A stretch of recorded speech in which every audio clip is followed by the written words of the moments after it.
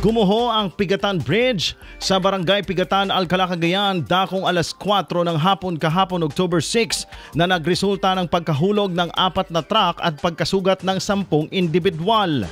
Ayon sa inisyal na ulat ng Municipal Disaster Risk Reduction and Management Office ng Alcala, nakatanggap sila ng impormasyon hinggil sa insidente mula sa isang personnel ng MDRRMO Gataran na nagkataong napadaan sa lugar. Mabilis na rumisponde sa insidente ang mga tauhan ng MDRRMO Alcala kasama ang Philippine National Police Tuguegarao Fire and Life Company, MDRRMO Gataran at MDRRMO Apari upang magsagawa ng rescue operations.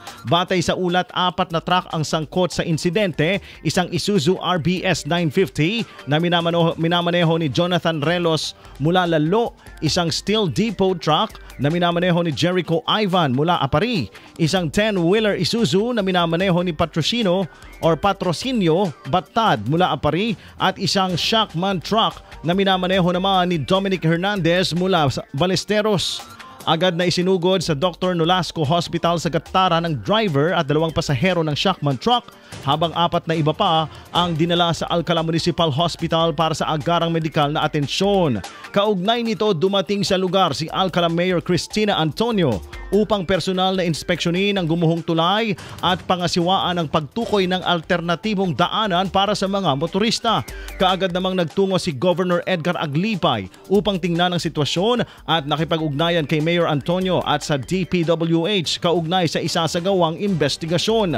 Naglabas rin ng pahayag ang DPWH kaugnay sa pagguho ng tulay kung saan kaagad silang nagpadala ng tauhan upang magsagawa ng inspeksyon at damage assessment. Lumabas naman sa kanilang inisyal na pagsisiyasat na 3 truck ang may kargang tinatayang 50 tons, higit sa kapasidad ng tulay na nasa 18 tons lamang, kaya naman isa ito sa tinitingnan nilang dahilan sa pagbagsak nito. Tiniyak naman ng DPWH First Engineering District na tututukan nila ang pagsasaayos ng nasirang tulay at makikipagtulungan sa LGU Alcala at Provincial Government of Cagayan para sa mga kinakailangang hakbang.